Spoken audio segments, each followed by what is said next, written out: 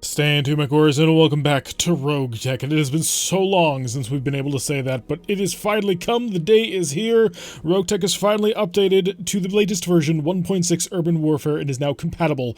And with it comes a host of brand new things, everything from VTOLs to more mechs to more mech models. It's just an overall enhanced experience from everything that has ever been before. It's like we got an expansion pack for a mod as it updated for an expansion pack for the main game, and really it is truly brilliant. We have already streamed 2 streams so far, although by the time this goes up that may have changed. So we've got about 5 or so hours of RogueTech in at this point, and it has been brilliant in all the missions that we've played through so far. We've had a lot of fun with our stream campaign, which has begun as a clan campaign. However, we had a vote over on the Discord as to what to do for our normal Let's Play episodes, and the vote ended up deciding to go for pirates. The other options were, of course, the periphery, normal mercenaries, and then I'm trying to remember what the fourth one was. Oh yeah, Solaris Gladiator. I was actually expecting the Solaris Gladiators to win, but no, the pirates surged ahead and managed to smash the competition, especially towards the end there, once the stream found out that we were having a vote for it. So the pirates start at ease. We begin on Tortuga Prime with the latest company, Howl's Harrows. Howl is our brand new company commander, and it took a little while to actually come up with this name. I was leaning more towards the Herodrim from Tolkien, but that seemed just a little bit weird. But welcome back to the very beginning of a campaign, and as we must do, we must take a look at the star map, because this is possibly one of the greatest things that that RogueTech brought us, which was the entirety of the Innisphere and clan space. When you play vanilla, you are confined to an area of space that is right around about this big. But here we have literally every single star. You can get to almost every single one of these. There are a couple of them that are sort of out of the way that can't actually be approached in any direction. But for the most part, you have just the entire galaxy to visit, which allows you to have any real sort of adventure or campaign that you want. Normally we begin with mercenary starts, which bring us over here in the Lyran Commonwealth. Yeah, and we've done 3 or 4 campaigns that have started right here. Our stream campaign this time has started us way up here in clan space, but this time we are over here in the Tortuga Dominion, and we will start pressing out from here to try and cause a little bit of havoc and raid the systems as we go. But before we do anything more with that star map, we're going to take a look at, well, the mechs. Why? Because the mechs are the heart and soul of this game, and we all want to see them. And if you're anything like me, the moment you saw this, you're like, oh my god, he got a grasshopper as a starting mech. Not quite. It is a 25-ton Brigand. The grasshopper is currently serving as a placeholder for it. It's a gorgeous mech, nonetheless. One of the vanilla ones. We used one not all that often, but in our urban warfare campaign, we did have an option for a grasshopper for a couple of times. It was rather nimble and aggressive. The Brigand, on the other hand, is 25 tons of light, nimble jumpiness and is equipped with no less than, I believe, 6 jump jets? Yeah, 6 jump jets. So this sucker can soar. It is nimble, it is maneuverable, it is aggressive, and it is equipped with 4 medium-type lasers. 2 of them, however, are medium pulse lasers made by the Raker Company, and 2 of them are mediums. This gives it a lot of flexibility. If it gets in close, the medium pulse lasers can start blitzing and buzzsawing into the enemy. If it stays at long range, plinking around, using those jump jets to come and shoot from on high, you've got your ER mediums. It's a fairly solid design, all things considered, and the heat efficiency isn't terrible. It's 60 for 28. Now, once you start kicking up the jump jets, that's going to become a bit of a problem, but for now, this is not awful. Also has some really interesting kit on board. It has a double heatsink kit, which we may rob to put into another mech. Haven't made a decision on that just so yet, but it is nice to know that we have something here that we can steal stuff. We also have a contraband fire control system, which gives us +1 accuracy to range weapons, provides +1 pips of evasion ignored, so those pulse lasers are going to be even more devastating, +1 recoil with ranged weapons, which we shouldn't have to worry about too much since we're using lasers, and +10% weapon heat generation, which is a bit of a problem. I mean, we're already having a little bit of heat trouble, but this is a fantastic pickup. I anticipate this mech would be an excellent skirmisher, and we'll probably end up using it in that role. So a nice little 25-tonner. It is, however, the lightest of the mechs that we have, so we're going to put it all the way down at the back and bump everybody on forward, because I like to arrange it by weight. So the heaviest of the mechs that we have is a Shadowhawk. It is a Shadowhawk 2H, or 2 Hotel, depending on the way that you want to pronounce things, and it is a Shadowhawk 2H. There is literally nothing special about this mech. This is the stock normal mech that you would normally get your hands on. It is equipped with an AC-5, LRM-5, SRM-2, and a medium laser in the arm. So nothing really special about this mech. It has 3 ballistic hardpoints, 1 energy hardpoint, 3 missile hardpoints, and 2 support hardpoints, and can have up to 5 jump jets, but that can change if you rip out the engine. So really bog standard, nothing special or interesting about it. What we may end up doing in the future is leaning more heavily into these missile launchers, or maybe leaning into the machine guns over here or something. Not quite positive how I want to build it, but we are at the very beginning of the campaign, and at the beginning of the campaign, we're never quite sure how we want to do things. However, the heat efficiency on this thing is absolute aces. It sinks 36 heat and can only alpha strike 27, so there's 2 heat sinks in this thing that it doesn't need, which is dumb. So we'll probably rip a couple of these out, but not for the first episode. That'll be later on when we start modifying the mechs. I'd like to keep things standard just at the very beginning. So it's interesting. It might work. It's okay. At least, though, it's a 55-tonner, so it's a solid foundation to build off of if we want to go ballistic or if we want to go missile. So I'm feeling okay about this one. Not a huge fan of Shadowhawks, but Shadowhawks are a pretty solid chassis, although this one's getting really modified. A Phoenix Hawk 1 PXH-1. It is equipped with a single large laser, 2 medium lasers, and a machine gun. Oh no, 2 machine guns. So your basic gunslinger almost, not quite. The gunslinger is an actual specific kind of Phoenix Hawk that has twin large lasers. Again, another super bog standard mech, has terrible heat efficiency. We're talking 30 for 58 here. So not exactly something you just go blazing away on full auto all the time. But that's because what you're supposed to do with mechs like these, because this is the way that the tabletop implementation worked, was you use the large laser to blink from long range, and then you get in close and you start using the medium lasers and machine guns together, and you stop using the large laser.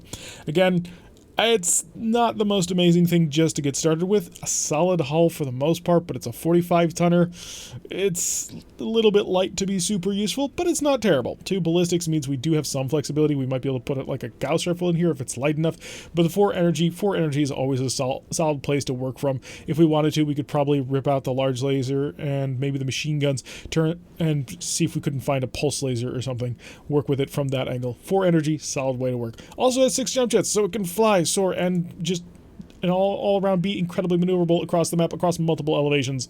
Next up, we have a Javelin 10N, which is not all that special, except for one really cool thing. This sucker is equipped with listen kill ammunition. So listen kill ammo is +1 accuracy with short range missiles. Listen kill have active targeting, which is 40% more likely to be intercepted by AMS. So if they don't have AMS, we get +1 accuracy. If they do have AMS, we'll drop the +1 accuracy for the greater efficiency. Now, an SRM 12 pack is a pretty serious amount of firepower, but when everybody and their cousin starts packing anti-missile systems, it can become a little bit light. So the Javelin, nothing special about it, is very nimble though, once again 6 jump jets. You're noticing a bit of a theme perhaps. They all can fly, even our last little guy, our 30-ton urban mech. This is the mech that I hope the Sprogue will quite enjoy. This is a bog standard UMR-60. It is a single AC-10, a single small laser, 2 jump jets, and is incredibly slow. But it's an okay mech, sort of. Actually, urban mechs are not horrific mechs in BattleTech, because you can basically walk up and use that AC-10 to plink away and snipe. There have been people who have reported that they've tried to do all urban mech starts and found it to be incredibly effective, because an AC-10 is actually a fairly significant amount of firepower, so long as you can actually hit the target. So, yeah. I actually realize I should probably go back for just a moment and explain a little bit. If you're new to the series, I want to be able to introduce you to this sort of thing so you can sort of get used to RogueTech and understand and enjoy as we move through. So I'm going to take a small moment to sort of explain the Mech Lab in RogueTech. If you're not interested in that sort of thing, skip ahead till you actually see the dropship, because we will get a mission done today. So if you're new to RogueTech, hi, welcome. This is a fantastic mod. I highly suggest that you check it out, download it, play it. It's really cool. It's one of my favorite mods that I've ever played. It is the best mod, in my opinion, for BattleTech in general, although some people would probably fight me over that, and I would definitely fight them for it. So what you have here is a much more complicated and expanded mech bay. Vanilla doesn't have most all of this stuff. You don't have any of these armor structure, cooling, gyro engine. None of this is in vanilla. You don't have any of these things automatically placed on the thing with life support, fire control system, standard cockpit. All this was stuff that you randomly threw into the mech. Well, now it's all customizable, right down to your hips, your upper legs, your lower legs, and your feet. So you've got a lot of options here. Because of that, pretty much everything here can be changed. I can add in life support systems that will give me different buffs or malices to my pilots, fire control systems to make my pilots that's more accurate, cockpit systems to do things from communications to better sensors. It gives you a lot more options, and there's literally hundreds of more pieces of equipment to fill in these roles. Shoulders, upper arm actuators, lower arm actuators, hands, they all play a vital role. You'll notice that we have a hand actuator that gives us +1 melee, plus 10% melee damage, and plus 10% melee stability damage, and that comes courtesy of the actuator. But if we found something else that we wanted in that slot, if something would replace the hand, we can swap out the hand and put in that thing. It could be a blade, it could be an arm-mounted weapon, we don't know, we have the option to do it. And that's the big thing about RogueTech, it's gonna give you options. If you ever played vanilla and kind of felt a little bit constrained in the Mech Lab, you didn't feel like you had as much choice as you really wanted, RogueTech is the game for you, because this gives you everything. One of the most interesting and cool things, and one of the probably things that should have been in vanilla, you have your engine core. You can actually modify the engine of your mech. In vanilla, certain mechs move faster than others, certain mechs have inherent weights that are higher than others, and you'll have a 55-ton mech that has X amount of space in order to fit in weapons, and you'll have another 55-ton mech that has a completely different set of weapons, but can move at different speeds. So that was all dictated by how big your engine is. The bigger engine, the faster you go. The small engine, the slower you go, but it weighs less weight. Right now we have an engine core 275, which weighs a grand total of 18.5 tons. If we put in, say, a fusion core 060, like is over on an urban mech, it would free up a ton of weight. Actually, we wouldn't be able to do that. There are minimum engine sizes, but you'll figure that out as you experiment through. I believe it's like half the weight of the mech or something like that. Oh, no, double the weight of the mech. So the smallest fusion core I could put in a Shadowhawk, I believe, is a fusion core 110, because the smallest one that you could put in an urban mech was the fusion core 060. So there are minimum sizes. There's also maximum sizes. I don't remember the calculation for that. But the bigger the engine, faster you go. Small engine, the more weight that you have, but the slower you go, the less evasive you can be. So it really becomes a balancing act. But on top of engines, you can then add in engine types. So the core is going to determine how fast you go, but the engine type is going to modify how the mech handles the weight of that. You can have what's called XL engines, extra light engines, which are half the weight, which is really cool. But it'll take up three slots in either side torso. And the thing about engine slots is if your engine takes 3 critical hits, it explodes. Well, it dies. It doesn't necessarily explode and blow up the mech, but the mech will no longer operate because the engine is destroyed. So if you get an XL engine, suddenly you have half the engine weight, which engine weight is pretty severe. If I put an XL engine on this thing, I would get back 9.25 tons of weight for weapons, which would be pretty cool, I think we can all agree. But if I lost a side torso, the whole mech would die. Then there's things like light fusion engines, which have 2 in each side torso, clan technology, which we're not even going to get into that because that gets complicated quick. Basically, if you see anything with a parenthesis C, it's better than whatever version of the not parenthesis C that it is, because that represents clan tech, and clan tech is advanced as all hell. That's not an absolute rule, but it's a good general rule to work from. Structure points affects the actual structure that the mech is made from. You'll notice here if this one has minus 15% tech point cost to repair and minus 15% C-build cost to repair. So when I break the mech and damage the internal structure, it'll then reference this and say, oh, how much does he need to pay to fix it? How long is that going to take? Well, your structure can modify that.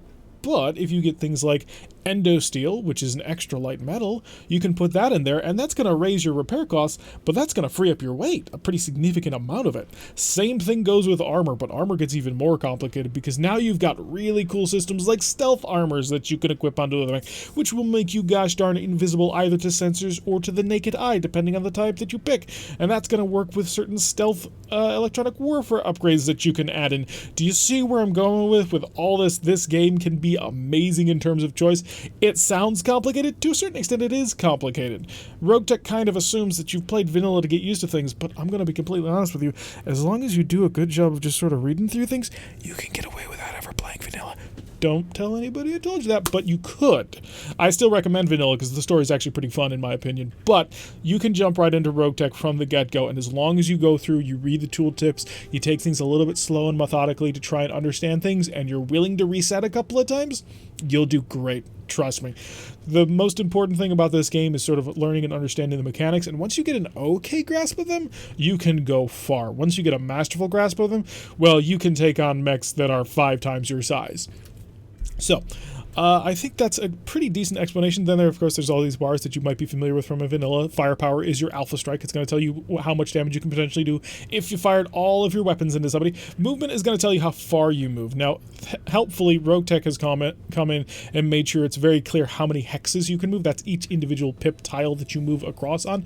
So right now, if we wanted to sprint, we could sprint at 10 hexes, which is not bad. Or we could walk to 5. Yeah, no, it's... sorry. The maximum move that we can walk is 6 hexes. Now, tabletop works a little bit differently, and so you can't step sort of more individually in tabletop. So because of that, it gives you, for some reason, it tells you the general how fast this mech would be if you were playing this on a tabletop map. So if you're a veteran of classic BattleTech, this will give you a good idea to figure out just how maneuverable something is. You'll notice the max jump says 120 meters and then nothing else. Basically divide by 30 and you'll be good enough. In tabletop, hexes are 30 meters. I'm fairly certain that's fairly similar to how it's done in RogueTech, but that'll work with that. Durability is, of course, how much structure and armor you have. Armor needs to be repaired. And I kind of glossed over that when I talked about armor, but you'll notice this armor minus 10% attack points, minus 20% C-bills for cost. When you take damage in this game, it has to get fixed somehow, unless you selected that option off on the installer, and I don't recommend that you do that. I really recommend you keep the armor costs on because it adds a really interesting dynamic to the repair costs. So, in vanilla, as long as you didn't take any damage to your structure, it was free. You just instantly went back to full health, and it was great. Well, in RogueTech, no. If you took damage to that armor's got to be replaced. If that armor is special, like, say, stealth armor, that's going to take a while and a lot of cash to replace. So it gives you even more sort of options on the way that you want to play. Maybe you want to field the lance that's super cheap because you're expecting to take a lot of damage, but as long as the repair costs are low enough, it's acceptable. Or maybe you want to field something that's incredibly technologically advanced that is packing all kinds of crazy gear and stealth armors that if it takes a hit, it's gonna cost a ton to fix, but you might be able to avoid taking hits at all. It becomes a bit of a balancing act, which again, choice is the name of the game, and if you like choice, you're gonna love RogueTech. So, we start out with 5 fairly decent mechs. We've got 2 pretty solid mediums, and then 3 pretty decent lights. In fact, one light has got fairly decent advanced technology, which I may rip out of it and throw into the Shadowhawk, just because the Shadowhawk is a better brawler. It'll be better in sort of long-range, powerful combat, because I can put more stuff in it, and it'll benefit from the double heatsink kit. Oh, we didn't talk about heatsinks. Let's talk about heatsinks. So, in vanilla, every single mech can sink 30 heat. So you shoot your weapons generate heat, and every single turn it takes away some of that heat, and in general that'll be 30 heat. Well, that's not universally the case anymore in RogueTech. There are multiple different kinds of heatsink kits. The heatsink kit is going to affect what the heatsinks inside the engine that you have. So in this case we have an engine core 150. Engine cores will be different sizes, different tonnages, and so a 150 fusion core is fairly small. You can't actually fit enough heatsinks in there to sink 30 heat, which, if you do the math on it, and it's really simple math, that's 10 heatsinks inside of every single engine that you got for free in vanilla. Well, this fusion core is too small for that. It can't fit that. It can only carry 6 heatsinks. So you'll notice engine core 150 minus 4 heatsinks. So it doesn't have the full amount. Now, every single mech has to have at least 10 heatsinks. So if you can't fit it inside the engine, it's got to be put somewhere else. Now, it's included in the weight of the engine, so these 4 heatsinks here, right here, they're free. They don't cost any weight, but they do cost space. Now, this double heatsink kit changes the engine core's heatsinks to being double heatsinks, which, as we know from vanilla, sinks 6 heat. So that means that your basic heat sinking, should you have the 10 heatsinks that you require, is going to be 60 instead of 30. And you can't mix and match heatsinks, unlike vanilla where you had the normal heatsinks inside and then you could just mount on double heatsinks. For the most part, you can't do that. So you're going to have to hunt down double heatsinks in order to do that, but you'll also need to hunt down the double heatsink kits to actually put into the mech so that it becomes compatible with the double heatsinks. Gyros basically are very similar to how they operate in vanilla, where it's, for the most part, they're free in weight or lighter than. So you can get ultralight gyros, which can take even more space, but take less weight, which is great for you because it allows you to put even more stuff in. That's one of the major things about basically this tab. This tab will, in general, you can save weight but take up more space. Like, you'll notice Endosteel has all kinds of Endosteel slots all over the place in the rest of the mech, but it's only here. Well, that's because it takes a certain number of fixed reserve slots in order to represent that the Endosteel is all over the mech and mounted in there. Takes space, saves weight. That's the way it works for the most part. So that should give you a fairly okay grounding in just the Mech Lab. If you have any questions, feel free to drop them in the comments down below, and I'd be more than happy to try and answer them. Or you could join our Discord, to which there is a link in the description down below. So we have our mechs, and they can spin, which is something they don't do in vanilla, which is really odd to me, because it seems like this would be something naturally you would do. Anyway, now that we've spun the mech a little bit, so this is our starting mechs. It's a fairly solid setup. The two medium mechs aren't anything special technology-wise, but a medium mech is still a medium mech. It's got a fairly decent amount of armor, it's got a fairly decent amount of speed, but it's not going to blow you away on either of them. So I like medium mechs. We'll try and get more 55-tonners, although if we can help it, please not be more Shadowhawks. I'm a little bit done with Shadowhawks. Alright, so pretty solid here.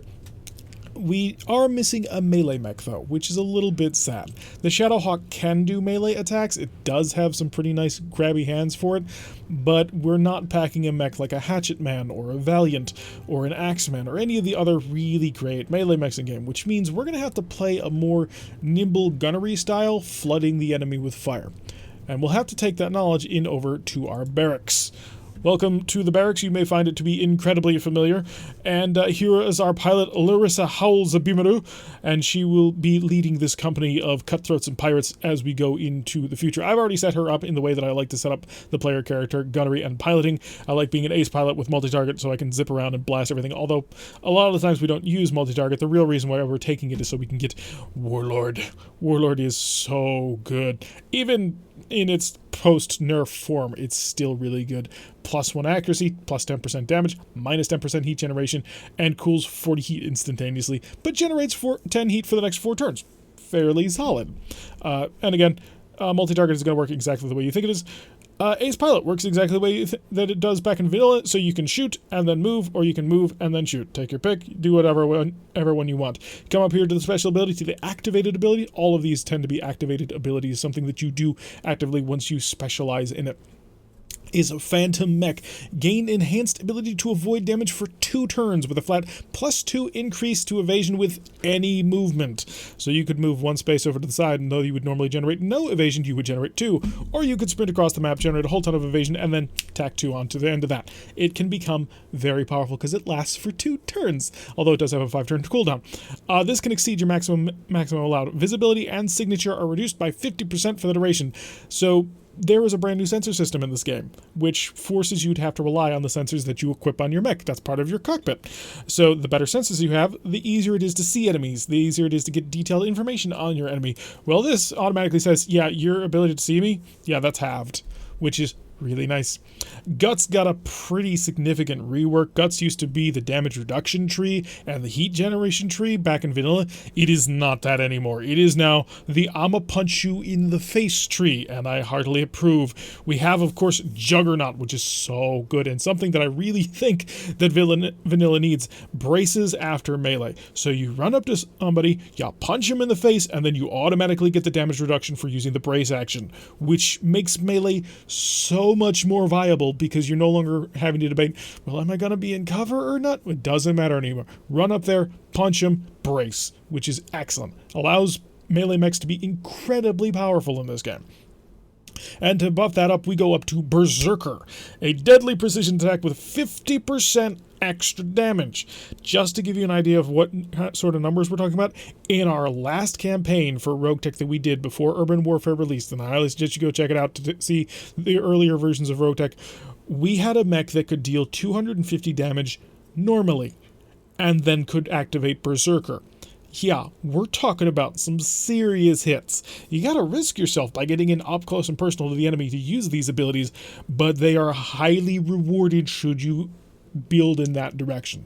So you get a 50% increase in damage, +2 to hit, 30% reduced damage for death from above, so if you're going to fly on top of somebody, you can do even more ridiculous amounts of damage, and works for both death from above and melee attacks, 4-turn cooldown, +1 injury and melee resist. That's part of the normal stuff. And then the tactics tree received an interesting rework. First of all, they took sensor lock and put it over here because it made no sense to have sensor lock down here with the changes to the evasion system. Evasion doesn't decay. We'll talk more about it on that later. So the initial ability is Tactician. Remove 1 bar of stability damage when reserving. There are now 30 initiative phases, so that can actually be something fairly decent. +2 resolve game and -50% critical hits taken, and +1 to initiative and tactics rolls. Initiative is very, very important. Your pilot has a value of how initiative they are based on how much skill they have in tactics and what sort of mech they're driving. Lighter mech, high tactics skill, higher initiative. And again, there's 30 initiative phases now. Don't worry, the UI isn't cluttered, trust me. So if you're an incredibly tactical player and you put them in a light mech, they might be able to reserve once or twice and get back underneath an unsteady threshold relatively safely. I haven't found a huge amount of use for this, but at the end of the day, the tactics tree is incredibly important just for the initiative buffs anyway, that it's okay. And getting down to sensor lock is amazing. And sensor lock is pretty much almost identical to what it used to be. Select a target within sensor range to reveal it until the end of the current round. Remove 1 of its evasive charges and double its signature and invisibility. Basically, it makes the enemy easier to see for everybody around you. Also doesn't end your turn, so you can be a little bit aggressive with it. So sensor lock, shoot. Or maybe not. Sensor lock can at least move. So yeah, fairly decent because there's very few ways of stripping evasion from a target, and sensor lock is one of those few ways to do it. It's very good. So Howl is set up, gonna go gunnery and piloting because I like gunnery and piloting. However, I have 7 other pilots who need to do stuff as well. So the quirk system has been a little bit changed. Your service record now actually matters. And for example, Mockingbird here has Klutz. Klutz means that we have an increased XP cost to leveling up the piloting skill, and there's a small chance to eject when they knock down because they accidentally hit the ejection handle. This can become very important. Naive. Reduce XP gain from combat, but don't think that it's all bad, because then we've got people like Jester over here. Jester has command experience, which means bonus XP for every pilot in the lance if a command pilot is present. That's pretty gosh darn good. Basically, he's a turbo leveler. We actually have 2 of these pilots that have command experience. I'm super thrilled about it. We also have several pilots that have an ability called Bookish. Now, Bookish may seem somewhat bad because it makes Guts harder to level up because of an increased cost, but your tactics go down. So now you want to pay attention pretty closely to the attributes on your pilot because that'll help you determine which pilot should upgrade to which levels. It's clear that we don't want to make Paradox a punch pilot. We want to make him something diving with tactics because he's got a cheaper cost into it. Sure, we still got to level Guts to a certain extent just to give him a few, injury resists. Otherwise, max injuries 3 is going to get him killed. But that'll have a fairly significant way on the way that you play the game. So don't just ignore this anymore and assume that it's only an XP buff. There are some pretty significant things in here. All right, and with that in mind, we are actually going to level up Paradox, and Paradox is going to go Tactics, and we're immediately going to bring him up to his Tactics level 5. I also would like Gunnery and Piloting, which is going to lock him out from being able to get his specialization, but we're doing Piloting for the unsteadiness threshold. Since evasion doesn't decay when being shot at, it does decay when you become unsteady, so having a higher threshold will help you. Otherwise, you'll suddenly become completely open to getting shot at, and that's not good. He still has enough in order to get his first level of Guts, which will give him 4 health, which is kind of important to have for base players, and we're going to do that. So Paradox is going to be a 4-4-4-5, and he's already got himself up to his level 5 tactics. He should move fairly early in the round. We're going to lock that down because that's what he's going to do. So his pilot training is done. We come to Paladin, we take a look at the service record, we see he's a Lyran, Mech Warrior, and Military. So Lyran just tells us where he came from, Mech Warrior and Military both tell us that he starts off with a little bit of bonus starting XP, so he's a fairly basic pilot. There's nothing super special about Paladin, and so we can level him up however we choose to. Jester, however, I'm going to level up first. Now, Jester is a command pilot, so that means I want him not getting killed. So he's not going to become my punch dude, because punch dudes are placed way up front, so probably not going to level him into that. I do think, however, that I want him to be an ace pilot. This will allow him to shoot and then move. We'll give him a little bit of gunnery to back that up, some tactics so that he'll move nice and early, and unfortunately his Guts is going to have to wait until next time he actually levels up, which will be the next mission that he plays, and that'll get him up to his 4 health. He'll be a little bit more nimble, and he can shoot people okay. Lock that in. So now we got Mockingbird. Mockingbird is a klutz. which is a bit of a problem because it means her piloting is harder to level up, and there's a chance that she just bails out of the mech if she falls over, which is a pretty horrific combination of things because your piloting affects how much unsteadiness threshold you have. So that's a bit concerning. So what she's going to want to be is a long-range fire support character so that she can level up everything except piloting. Unfortunately, we don't have a long-range fire support mech, so Mockingbird we're going to pass over for just a little bit.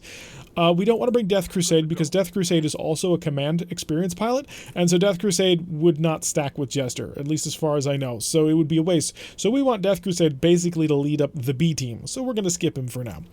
Finn, if we come over here, is also bookish. We've already got a bookish pilot. We kind of don't want another bookish pilot on the team. So that brings us, of course, to Coach, who is a merchant, which we want to keep alive because merchants make things cheaper, comes from the periphery instead of Lyran space, is military, and a Solaris Gladiator. And this means that he has less lost resolve when fatigued and does not gain low spirits from fatigued. So you can actually...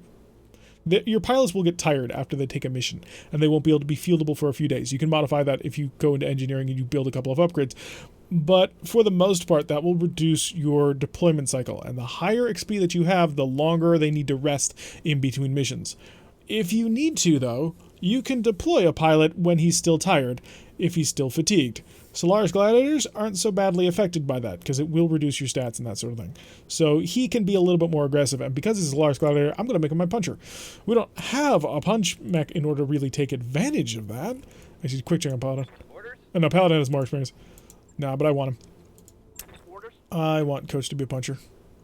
Yeah, we'll deal with him later, though, because I want the A team to be my A people. So Paladin's going to punch people and give him the piloting to back that up, give him a little bit of gunnery. Oh, if I take gunnery, I can't get the +1 to the initiative, which I really want because you want to punch early. We don't really have a punching mech, though, so gunnery is going to be a little bit more important at the moment because we can wait a little while.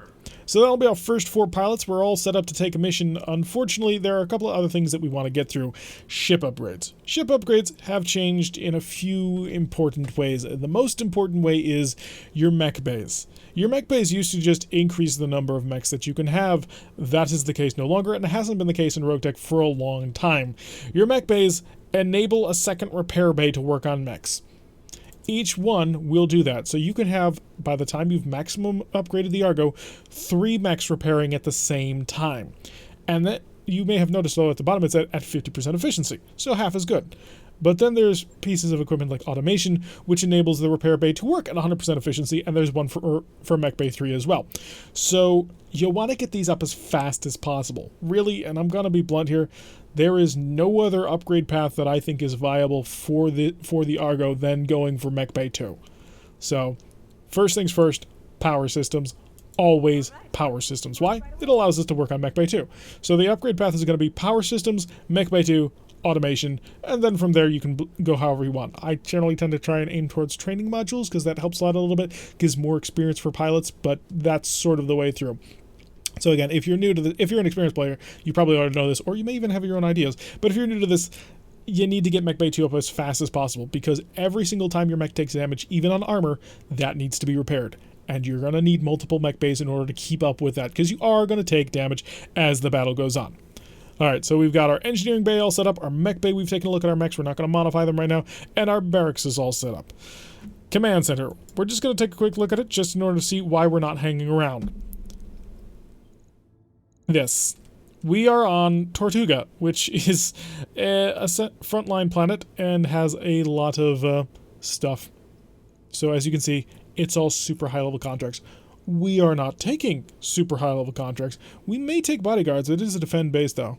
Travel to another system is cheap. So let's take a look at the star map, because that's pretty much everything we want to do, unless we want to check the store, which I suppose we can. The last time I checked the store, it had a chainsaw in it and like an engine, which I don't need. Yeah, a chainsword and 2 engine cores, which we don't need right now.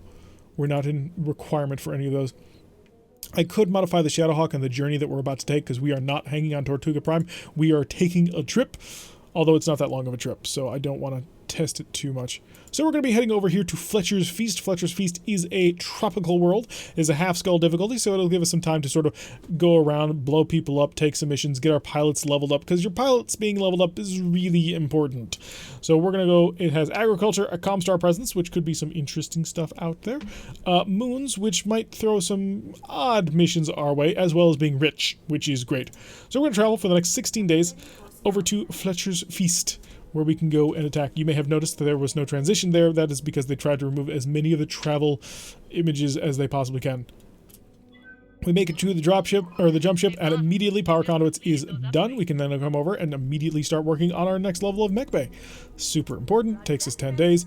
It's the best upgrade, bar none. So that will be ready a couple of days after we actually make it to the planet itself, and once we get there, we'll be able to rock and roll and start blowing things up. We're about halfway through the episode. We tend to keep our episodes to about an hour, and once we get there, we'll probably have enough time to take one mission, maybe two if it goes really, really fast. Alright, so welcome to Fletcher's Feast. We can visit the store and take a look at whatever is actually here. I don't anticipate much, but I could be incredibly surprised. It can happen, you know. Oh wow, I'm incredibly surprised. Let's take a look. We have weapons, machine guns, and a whole bunch of ammo. They're probably not going to sell us actual guns for the most part. They're going to sell us a PPC, no missiles whatsoever, no support weapons, some jump jets they're willing to sell us, a whole bunch of fusion cores. Engine heatsink +1. If you have a large enough engine, 275 or higher, you can actually fit even more heatsinks inside the engine than the 10 that are already there. In order to do that, you need to buy one of these. So engine heatsink plus the number that you want to add into them. 275 gives you +1, so you can't mount a +2 into a 275, but you could mount a +1, and you can mount a +1 into an engine that could theoretically fit a +2. That's just a basic way of... It costs the same amount of weight as the number of heatsinks that it's taking up, so you'll notice the +2 weighs 2 tons, but it doesn't take any space. So it's a little bit of the inverse of the heatsinks not able to fit inside the engine. Okay, so nothing interesting in the store that we're looking for so far. We're perfectly happy to do whatever it is we wanted to do. We don't have a training module yet, so we didn't gain any sort of experience on the way through. And we've got 4 days until Mech Bay 2 is going to be online. So let's go take a mission. Yeah, it might slow our progress down a little bit, but this will be fun. Oh, and great, lovely. There's a 1 skull battle, 2 1 skull battles, 3 1 skull battles. Oh, this is going to be the best planet. The only thing I regret is the fact that all of these battles only have 2 of 9 salvage, which kind of sucks. But this will be a great way to sort of get us rocking and rolling. So let us negotiate, working against the local pirate organization for the Tortuga Dominion, which is basically the pirates. So it's a pirate kingdom, which is why we chose it. Now we could take 666,400 Seabills, or we could get 2 of 9 salvage. At this stage in the game, we need the salvage. We're doing okay on cash, even after we get automation. But after that, it's going to get a little bit tight. So, of course, we're going to bring the Shadowhawk and we're going to bring the Phoenix Hawk. The question becomes, what do we take after that? The Urban Mech is incredibly slow, but has a fairly decent gun. The Brigand is incredibly fast, but has not as good pinpoint damage, but has a lot of medium pulse lasers. I'm going to bring the Brigand. I also think I'm going to bring the Javelin along. Oh, it's really a hard decision on this one. The problem is the movement is just so terrible on an Urban Mech. You can modify that, but for the basic version, it's not all that good. So we'll bring the Javelin as well. As for pilots, I think I kind of want Howl in something... Well, mainly the Shadowhawk, because the Shadowhawk can be the most dangerous, but we're not actually going to do that. Paladin will get the Shadowhawk. Howl will get the Phoenix Hawk, because high gunnery, plus the Phoenix Hawk's large laser. The large laser is going to be kind of important to get on target. Paladin can punch, which will work kind of okay with the Shadowhawk, even though it's not the most amazing puncher ever. Mockingbird we're not bringing. Paradox, we could bring him in the Brigand or the Javelin. Who would likely be more likely to do it?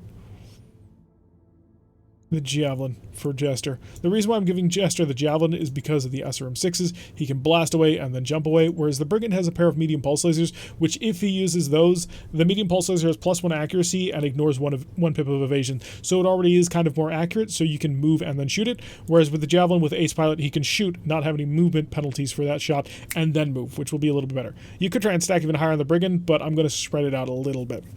So we can field a single shield lance against a single difficulty mission. So yeah, let's drop in on an urban battle. Oh, I love it. Urban battles are some of the best. The loading times for urban battles are still a little bit long, but urban fights are awesome just because of the different tactics that can be involved. You get a little bit more verticality, but then you can, blow up the verticality, which is a lot of fun, especially with stray shots.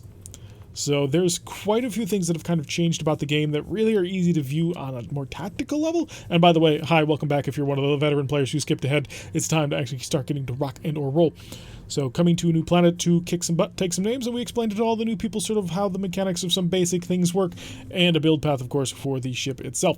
But anyway, back to what we're about to do. Straight up battles are some of my favorite setups because they're simple, they're uncomplicated, and in general they won't lead to ridiculous numbers of reinforcements. Now, of course, they do then penalize you by saying, oh, you only get 2 of 9 salvage, which is not great. Taking the money may be a good idea once we faction align with somebody. I haven't quite decided that yet, but yeah, we'll make that decision when we make the Tortuga Dominion really like us, because we'll probably work with them because they're Pirate Kingdom, and we said we were going to do a pirate start. So, a lance of pirate battle mechs have been rampaging in Tortugian territory on Fletcher's Feast. They've been raising population centers, burning fields and refineries, looting storage facilities. They're clearly doing everything they can to drive our people out. That is terrorism, pure and simple. We need you to find them and destroy them. No escape, and no prisoners. I would do a pirate voice for that, but right now my voice is kind of broken after streaming so much, because I normally don't stream so much. So there's going to be a lot of content these days, so it's going to be interesting. 190,400 C-bills, 2 of 9 priority salvage at a single skull difficulty. And this will hopefully make the Tortugan pirates happy with us. So, and then once we ally with them, we'll have access to the faction shop. Now, how many actual people are also playing Tortuga Pirates may be interesting, and I anticipate that the faction shop will probably be quite empty a lot of the time, but if we're lucky, maybe a whole group of players will be trying to spread pirate influence on this side of the galaxy. You can actually spread your faction's influence in this game and conquer planets. Yeah, that's absolutely a thing that you get to do on that massive star map. The last time before the big reset happened, Clan Wolf had basically taken over all of Lyran territory. So the clan invasion, it's happening. It's going to take them a little while to actually get down there so they can actually invade people, but the clan invasion is going to be a thing, and it's going to be interesting to see whether or not the pilots are going to be able to fight them off. See, a lot of new players will get dumped into Lyran territory and will end up allying with the Lyrans purely because they're the faction that you ally with first, because if you do a mercenary start on Galacia, you're already inside of Lyran territory and there's a lot of Lyran contracts for you, which ends up having the Lyrans have a whole bunch of players. One of the initial versions of the player map in this game actually resulted in the Lyrans just conquering everything. It was the Blue Blob because, well, half of all players were Lyrans. And that changed pretty hardcore because everyone decided to start countering the Blue Blob. So a lot of newer players start as Lyrans, and then somewhat more advanced players who can actually make it all the way down to Lyran space, because it is one heck of a long trip from clan space to the inner sphere. Those tend to be a little bit more experienced players who can cut through a whole ton of missions in a very short period of time and just annihilate everything. So it ended up being a little bit of a difficult thing to do. I'll be interested to see if the faction warfare groups come together and decide that they're actually going to make a Lyran faction as well to sort of stem the tide, although, judging by how things normally go, maybe not. It'll definitely be interesting to see how things end up playing out. So once again, urban maps tend to take quite a while to load. They are not quite so nice about it, unfortunately, because there's a lot of things to get loading. You got a lot of buildings to build, and then you've got 1,010,000,000 cars all over the place, which, you know, is an interesting thing to have to deal with. I'm really actually kind of surprised that they ended up putting in so many cars into the game that you basically blow up every single time you walk, given just the normal performance problems that you have in the game. And we're back, so let's get rocking and rolling.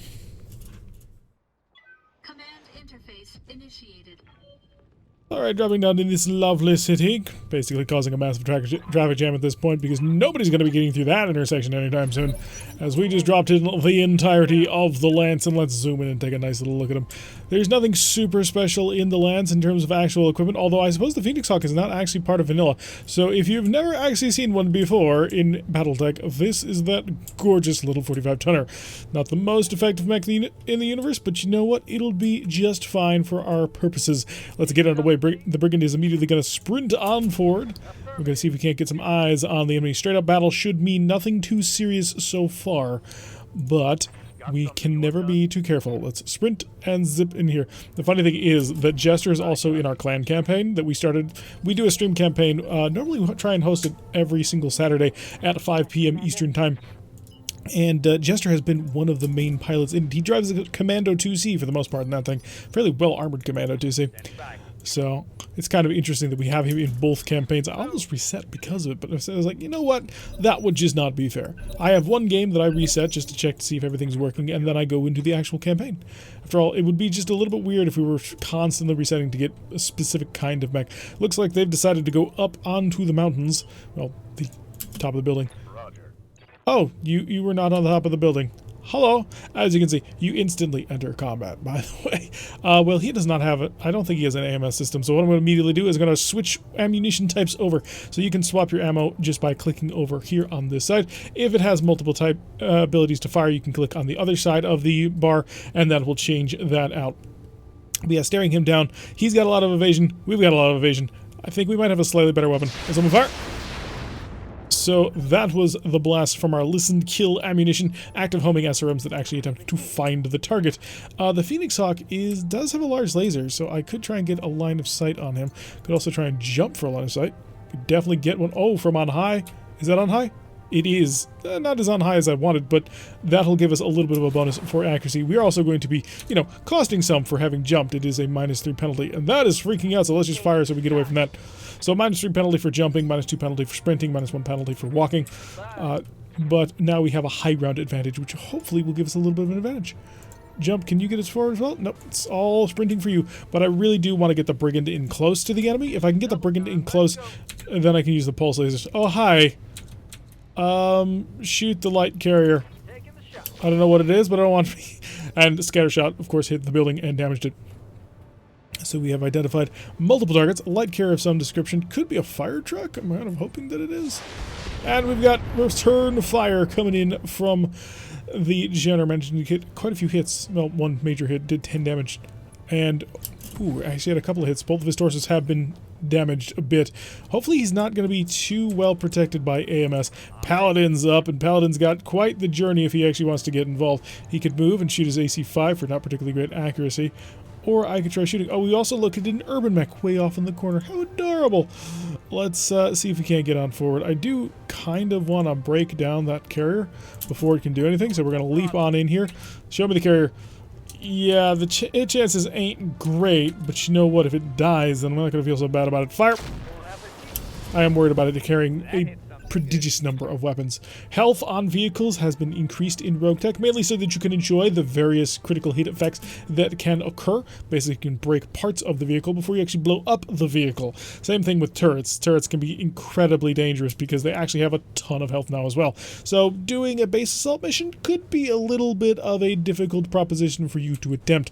Just warning you ahead of time so you don't suddenly become surprised when all hell breaks loose. Comes back to us. Jester is ready to rock and roll. Inside his Javelin, I could get right on top of him. That would put my back to an urban mech, and I really don't want to do that. Could come in through here. Still back to urban mech. Jump! Give me on high. Can I get altitude? Can I get up? Not as such. Oh, wait, really? Apparently I can't see him from there, which would be a tad useless then. Now, I'd like to get to a side here, but I also don't want to reveal myself to incoming fire, like from an urban mech, and I don't know what type it is. Okay, so actually this is not a terrible time to explain the types of sensors. So as you can see, we have eyes on an urban mech over here, a light carrier over here, and a locust over here, and also the Jenner. Now, we don't actually have eyes on these two targets, but we can see them using our mech sensors of various sets of thermal imaging and magneto sensors and radar and just a whole combination of futuristic stuff, and you can get better versions of those to put into your mech. And so we know they're there, we know kind of what they are, but we don't know what's in them. For example, I don't know how much structure this locust has. If he's damaged, is his armor? We don't have enough sensor data from this specific mech. We also don't see what sort of weapons he has. Even the mech that we can see, we see that he's a Jenner. We know he's got missiles of some description, but we don't know what kind of missiles, although I suspect these are rocket pods. So he's got 2 energy weapons, 2 missiles, and 2 more missiles. The red one means a bit of damage, and an unidentified piece of equipment that we just don't know. We have a slightly better idea of what type of mech this is because we can actually see it, and so we see that its armor isn't quite up to snuff. It's been dented a little bit, and we know how much it potentially should have according to our computers, and sort of a proportion of what it has compared to that. But we don't actually know actual figures, so in order to get that information, we need to either get closer, or we need to get better sensors to be looking at it. Now, the other really interesting thing, and this is part of this new version, is that each mech has individual sensors. Now, it'll only update when the mech can be actually active, so I can't show you from his perspective versus his perspective, but unless you have special equipment called C3, Command Control Communications Equipment or something like that, unless you have equipment that shares the sensor data between mechs, if one mech sees a target, that doesn't mean that that information is passed on to another mech. So the vanilla tactic of walking in a mech that can see everything and having your LRM mechs way in back bombarding, yeah, you can't really do that. You suffer like a minus 75% chance to hit if you attempt to try that. So it can become a bit of a problem. And some things just disappear entirely and you won't get target lines for them. So just kind of keep that in mind. You're going to have to be aggressive. You're going to have to be very nimble and evasive in order to reduce the chance of anything untoward happening to you. I think what I want to do is run in, get behind this urban mech, and just go after it. Because he's on the outside, and he's got a big old missile box. We know he's an urban mech. We know he doesn't have great armor. He's about half, maybe a little bit more of his back armor exists. He's got a pair of unidentified pieces of support equipment, some missiles, some ballistics, some energy, and some support energy. We have no idea what actually is in this thing. We just think that we do. Although, if you want to take a physical look at it, we can get a hint. And we see that giant missile box, which makes me think because that's an Arrow 4 box. It may be being used for something else, but if that's actually Arrow artillery missiles, we could be in trouble. Fire to his back. Structure exposed, hit him with a couple of missiles, but he's not dead for obvious reasons. We didn't cause enough damage. Paradox, it's time for you to continue the engagement. Now, Paradox, you'll notice, can walk to here, but can still melee. How is this possible if you're from vanilla? Well, it's because you can now sprint to melee people with all the lovely things that involves. And Brigand is actually oh no, he's in the, not Brigand, Paradox is in the Brigand, so it's not really good for melee, but we could do it if we wanted. So the light carrier, we know we've dealt a little bit of decent damage to it. I kind of want to get right on top of it and just blitz it, but that would leave me incredibly vulnerable to other mechs shooting at me. So what I could do is zip on over here, and you'll notice that we are incredibly accurate. Why? He didn't move all that far. He's not all that evasive, and we're relatively close. This mech is fairly powerful. So the medium raker pulse lasers have an 82.6% chance to hit, but the ER lasers only have a 60.5. Why? Well, the medium pulse lasers automatically have a +1 accuracy because you're blasting a whole bunch of times. It's going to be shooting 3 times per laser. And, oh, maybe not. This must be a special type because I'm used to pulse lasers firing multiple times. Maybe that's changed. In any event, they have an innate +1 accuracy, so they're better at hitting things. And then they have an innate ignore 1 evasion, which makes them even better at hitting moving targets. So pulse lasers, target them at people who move. So let's rip on over here. Hi, we've got a great target for you. Open fire. And the reason why we moved to this particular position is because that's sort of not in line of sight of this guy. He's going to have to move to get to us.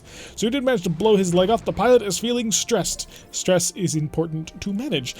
So as you take damage, get lit on fire, fall over, get shot at, run through walls, and various other things that can potentially happen to you, your pilot is going to start feeling either really good about things or really bad about things. The more damage you take, in general, you're going to become stressed. Stress will build. Eventually, you will become panicked, and eventually panic will become critical, and you're going to be absolutely terrified to be staying in the mech, and maybe, just maybe, there's that handle over there that if you pull the lever on it, you'll fly out of the mech, out to safety, and eject. You can force pilots to eject if you freak them out enough. There's various ways to do it. Light them on fire, get behind them, punch them in the face, knock them over like we've just done here, and steadily they will become less and less confident. And if they eject, well, you might get the mech. Not guaranteed, but it is a possibility. All right, so we are up here on the mountains, and we're going to go and fly over here. So this should be not great accuracy, but I do kind of want to keep nimble, evasive, and on high. So Phoenix Hawk is going to jump over to the other roof. Now, we are cooking bad, but do we want to cook? You see, in vanilla, if you pass this threshold, you will start taking damage. In RogueTech, you don't take damage for overheating. You just start incurring various penalties, which will become eventually worse and worse and worse until you die, because your ammunition will explode, although we have machine guns, which, not a problem. I'm going to shut off the medium lasers, because this is a long-range shot. We don't really need... Actually, no, they're great. Ooh, maybe it's worth cooking for. and we'll have to spend a turn chilling out. But yeah, we won't take any damage. We just may as well try. I think we'll go right for the center torso then. Let's try and see if we can't gut him. Fire right to that center.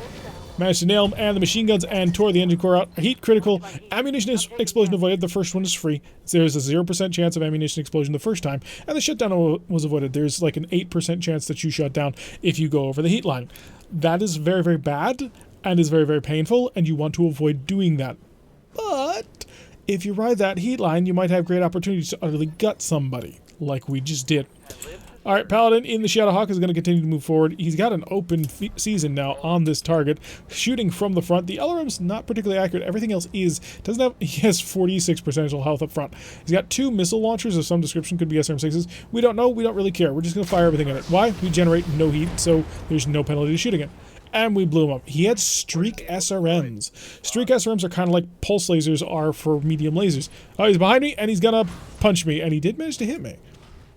Penetrated my rear armor, so -1 initiative next round, which is a bit not great. And then we got shot at, but didn't do any damage. The reason why this is so difficult to see right now is because our last view was from the sensor that Paladin had over here, and Paladin can't actually see what's going on over here. He just has an idea. Alright, Paradox, you're up next. The next target for us is this little locust, so I think we're just gonna chase him down. We're behind him. We would overheat, but we can shut off these ER medium lasers if we want to. Or we can just pressure it. I think I want to pressure it. And the reason why is because I just need a couple of good hits to rip this guy apart. Fire! Oh, and boy, did we rip him apart. We managed to blow off his leg, so he's going to be falling down already. So we can follow up with other mechs. He has no evasion anymore. Incredibly vulnerable. We did manage to avoid the shutdown because the pilot was good enough. Alright, so let's take a look at how things are going. The back is open, which is not great, and his back is also open, which is really great for us. So what we're going to do is we're going to maneuver right around to over here, maybe even closer. Oh, I wanted to be even closer, but I suppose that'll have to do, and that'll be fine. I could go for precision strike to see if I can't guarantee the hits. I need 5 SRM hits right here to kill him. If I did an offensive push, Vanilla used to have a called shot, you'll notice my accuracy goes way down to 29%. Not really worth it, but it could be in certain circumstances. Fire into his back, and we blew up his engine core. That's a little bit of a glitch. We didn't actually blow up his engine core just yet. Eventually, we might. So he's having a bit of a bad day. I could chase after this, yeah, I think I will, because I've got some fairly decent long-range weaponry, even though the accuracy doesn't really reflect on there. How about if I came over here? It would be a side-angle shot. We'll take it. The Locust is mostly dead anyway, and we'll have moderate accuracy. Again, no heat generation. May as well shoot. Looks like we managed to hit him with a couple of weapon systems, so he's having a good day. Oh, no, never mind. We knocked over the building behind him, which is always so beautiful. So this mech needs to chill out. We're going to brace and hope we don't explode the ammo. 1 in 10. Oh, managed to override the shutdown, so we're good again. But next round, it's going to start getting bad. So we're probably not going to move again. Getting punched in the back again. So this urban mech has decided that he is not going to rely on that big, heavy weapon of his. He's going to actually just headbutt us over and over again. This is brilliant from our perspective. Locust is going to be able to stand up finally. It's been dented a little bit. It's not having a great day, and it's going to be quite slow because it's missing a leg. I don't think it hit anything, so we're doing pretty good. So any damage that we take, though, is obviously not great. Ooh, did you fall over or something? Did you seriously fall over? Oh, wow. So he did fall over. So apparently you have to take stability checks when you're just walking around. That is hilarious to me. Paladin can get involved? Maybe. Maybe not. If Paladin sprints, can Paladin get involved? Yes, absolutely. And he's going to go and try and save his little buddy. But then, look, we won't actually hit our friend because our friend is right there. Fire! Yeah, we hit our buddy a little bit. Friendly fire is totally a thing. I did actually partially do that to demonstrate that friendly fire is a thing. So, yeah, the enemy will also friendly fire each other, which is hilarious when it happens. Can I... you know what? I'll see if I can't stomp on him. Or I could just see if I could shoot at him. Yeah, let's do that. Let's see how many weapons I can shoot. So, ER mediums to off. Save some heat. One of the pulse lasers. That puts me back on good. So, you know what? We can just fire into his leg. And I think that's what I'm going to do. Or I can just, you know, I'm going to shove the line. And here's why I'm going to shove the line. This mech literally can't explode. He can shut down, but he can't explode. And if I tear off the leg, both legs destroyed. Engine crit, left leg destroyed. Please tell me I didn't destroy it. Lovely. So even if we had shut down there, it wouldn't have been a big problem. Why? There's no ammunition to blow up. This mech, on the other hand, has ammunition to explode. So we're just going to brace. We'll sit there, get underneath the heat level, and now we're nice and safe. So now we're just going to hopefully finish this guy off, slip in back behind him again. This time our back is to a wall, so he can't actually get to us. And... ooh. I don't want to kill the really cool gear there. We're going to fire into the center torso here. Because I want to save this, whatever this is. I don't know what it is, but I want it. Maybe target this torso instead. How much torso do you have here? Yeah, we're going to target this torso instead and fire everything. Oh, darn it, the right torso did explode, which means the weapon system is gone. That is unfortunate. I did want to steal it, but I wasn't willing to risk any more damage to my mechs. So, the Javelin took a little bit of hits. That's going to require some repair work to get rocking and rolling once again. Shadowhawk, I think, was mostly untouched. The Phoenix Hawk cooked itself, and the Brigand mostly cooked itself, so that's fine. We didn't take any damage because cooking doesn't actually incur any damage to you anymore, which I think is a fantastic thing. So really, it was just the Javelin took any major hits. That's going to require a few days, maybe even a week of repair time. Shadowhawk was barely tickled. The Phoenix Hawk and the Brigand weren't touched at all, so only 2 mechs actually require repairs, which is great positions to be in. So it was a Jenner 1R. This is an older style Jenner, so like we thought, 2 rocket launchers and 2 SRM6s with the medium lasers on top of that. The Locust 2S, on the other hand, was designed Majesty Metals and the Majesty of Canopus, loaded with twin SRM6s and a mask. Ooh, that's why his legs exploded. He turned the mask on and never shut it off. A mask is a piece of optional equipment that if you don't mess with it, it will eventually explode if you don't, turn it off. It's inherently unstable equipment. You can use it for short periods of time, and it'll regenerate in between periods, but it's not something that you run on all the time.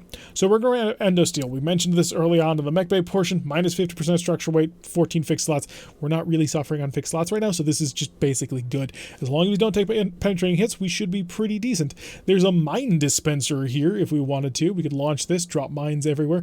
Mines have a chance of being intercepted, but they also will lay around to the ground, and then you can walk into them and get hit and explode. Apparently it's a one-shot weapon, though, and it's power armor gear. This was one of the support weapons that was probably mounted on one of the other mechs.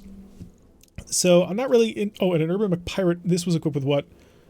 Oh, it's 2 rocket launchers on the poor thing. Oh, that's a little bit disappointing. I was hoping that was an actual Arrow 4 mount. So if it was just rocket launchers, nobody cares. Pepper box rifles, not particularly useful to us. I mean, they fire 4 shots for 11 damage each for 44 damage. But I don't want to bother with it. What kind of ammo do you use? Is it self-contained ammo? It might be. Volatile rifle, cargo cost. I have no real interest in it. You'll notice some items have QTY 2, obviously quantity 2. So if we take this, we would get 2 SRM6s. That is from a mod called Loot Magnet, which is now integral into the game and is fantastic. It bundles together pieces of equipment to make them a little bit more useful, because who's going to want to take a single heatsink? But maybe you need 4 heatsinks. So endosteel, and I think I want the core, the fusion core as well. I could get some fire control systems, but I think I'm okay on them. Advanced zoom. This would make the Phoenix Hawk even better, but a fusion core is going to be nice to have just in case we lose one of our fusion cores. They're very expensive to replace, very difficult to work with. Could grab a tagger, but you know what? I want the endosteel for the weight saving. So we got 2 of the Locust parts and an Urban Mech part. By the way, the vanilla version of playing RogueTech, that's an interesting way of thinking of that, requires 5 parts per. So we have built 2 of the 5 that we're going to need for a Locust 2S. We can combine these with other variants of Locusts for a modest fee, which is fantastic, by the way. So if you get like a Locust 2S, Locust 3Vs, and you can build them all together and choose which variant you want. And depending on how many of the original parts you have versus how many of the part that you need to modify to fit to that will determine how much extra expenses. But if you have just all the Locust parts, you can assemble them basically for free. So that gives you a lot more flexibility. We did get a half ton of listen kill ammo. So that'll be interesting. And then we got some Deadfire SRM, which is plus 2 stability, plus 2 stability damage dealt, minus 30% to all range brackets, so shorter range, and has a minus 1 accuracy. They're unguided, which is 25% less likely to hit by AMS, so kind of the inverse of listen kill ammo.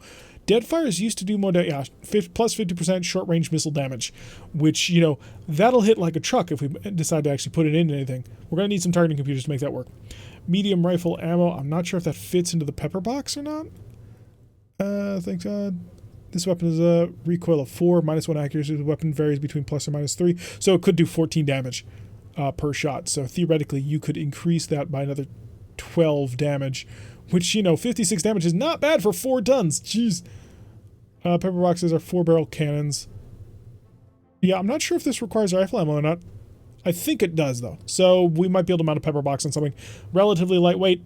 Can't hit the broadside of a barn, which is the case for a lot of early pirate gear. Pirate gear is some of the coolest and most interesting gear out there, too. So, a fairly successful mission all around. It is going to take us probably about a week, I think, / hope, in order to repair everything. If that Javelin is down for longer, it may behoove us to just field the urban mech for a little while. I kind of don't want to, because Urbies are incredibly slow, but they are decently armored for their tonnage, and they also got that AC-10, and 60 damage is 60 damage in the early brackets. I mean, that is crushing amounts of damage. If we get hit with 60 damage, we'd probably lose half of a mech. Maybe not on the Shadowhawk. Although now that we have the Endo Steel, I think we want to put the Endo Steel in the Shadowhawk if it doesn't have it, because it's a 2H. So Endo Steel in the Shadowhawk. I might rip the double heatsink kit out, but I kind of want to keep the Brigand as it is. So 5 days and 5,472 because our mechs are cheap and light. So we'll get the Shadowhawk out immediately. The Javelin will be another 4 days, which will actually line up good with our pilots. So that might actually be the way to go. Yeah, 5 days in total for our 2 best pilots. I think we might wait for that. That'll also give us access to Mech Bay 2. So that would be just an all-around great thing to do. I mean, we could immediately turn around tomorrow and field the B team. Maybe that was better. Yeah, I think maybe op tempo to keep better. The contracts, of course, there are more of them because RogueTech gives you a ton of them. So we've got another battle we could take at a half skull. Another battle we could take at a full skull. I mean, we've got options here. But that's going to do it for today's starter episode. There was a lot of explanation early on about sort of things inside the Argo itself. If you're not super interested in that, I can totally understand. Veterans of RogueTech, they don't need that kind of explanation. They want to get right to the fights. But if you're new to RogueTech, I'm happy. I hope that I was able to provide a little bit of information. If you have any other questions, please feel free to leave them in the comments down below. I love RogueTech. I like expanding RogueTech's reach. I think that everybody should play it. It's a fantastic mod that, in my opinion, fixes a lot of the holes that I always thought that BattleTech had. And after having played Urban Warfare for 36 episodes, I really missed RogueTech. So if you're struggling a little bit to get into it, please feel free to leave a comment down below or join our Discord. We've got a couple of people there who are really knowledgeable about the game. We actually have a couple of people who actually work on the mod as part of the Discord as well. Or join the RogueTech Discord. Just remember to be respectful over there. After all, these people generated this amazing mod for us basically out of the kindness of their heart. Like, modders don't get paid. They're spending a lot of their free time to give us something that we can all really enjoy. So yeah, that's going to do it for today's episode. I've been Tarek. If you like what you've been seeing, hit that like button and subscribe. If you want to receive a notification every time I post one of these videos, press that little bell icon, leave a comment, share the video, and I will see you all in the next episode.